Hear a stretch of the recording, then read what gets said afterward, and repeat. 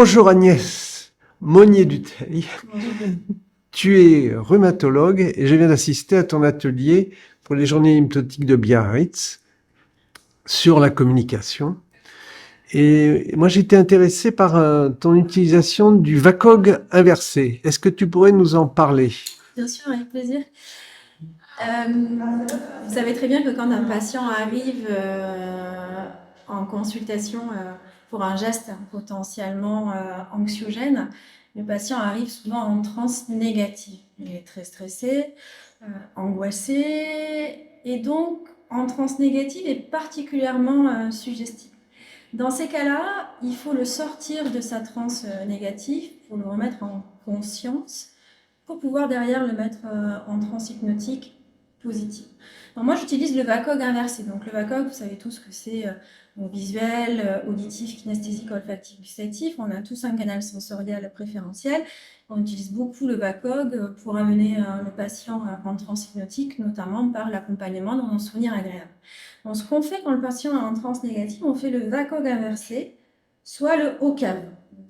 J'enlève le G parce que c'est difficile de faire du gustatif en consultation. Ça dépend des spécialités. En dentisterie peut-être, mais en rhumato, c'est plus dur. Donc, je fais la VACOG inversée, le OCAV. C'est-à-dire que je vais balayer le VACOG, mais en inversé, en commençant par l'olfactif, puis le kinesthésique, puis l'auditif, puis le visuel, au plus près du patient, vers le plus loin. C'est-à-dire que je vais le faire partir du plus près, de l'intérieur de lui, avec une sensorialité la plus puissante des cinq sens, qui est l'odorat, en tout cas pour moi, et en général. Donc, je le fais sortir de lui progressivement du plus près au plus loin. Donc, ce que j'ai l'habitude de faire, je donne un exemple. Dans mon cabinet, j'ai un diffuseur de fleurs d'oranger. Donc, en fait, ce que je fais, c'est que mon patient, j'ai fait mon IS7, le patient est assis confortablement. Je lui dis, si vous permettez, je vais allumer mon diffuseur juste à côté.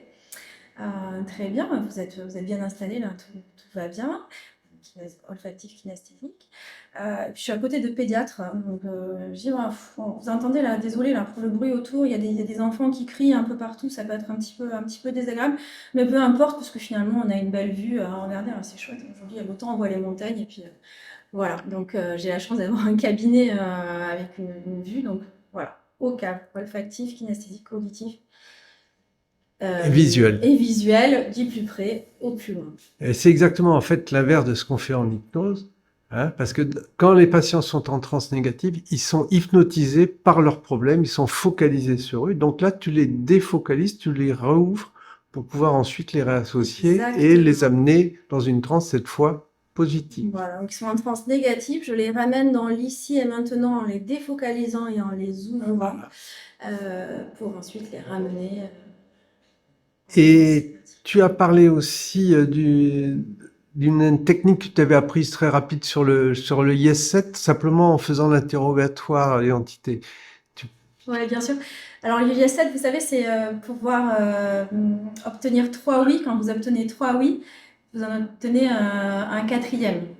Donc ça, c'est pas forcément très naturel au début, mais ça peut donner par exemple, je vois que vous êtes installé dans ce fauteuil, oui, confortablement, oui, ici avec moi, oui.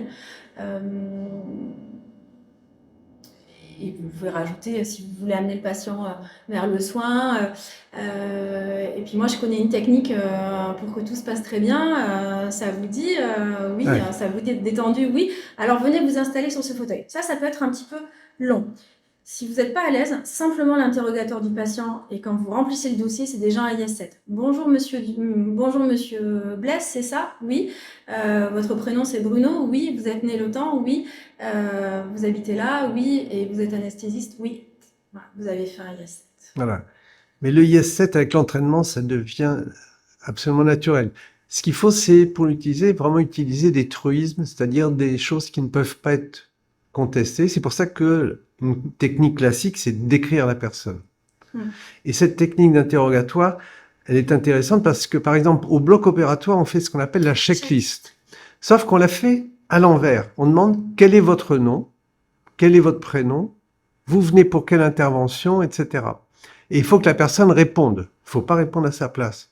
Mais une fois que la personne a répondu, on peut faire un IS-7 en disant « Vous êtes Bruno Blesse, vous venez pour un ligament croisé au genou, vous êtes bien à jeun et tout va très bien se passer. » Parce que le IS-7, c'est intéressant si on met une suggestion derrière.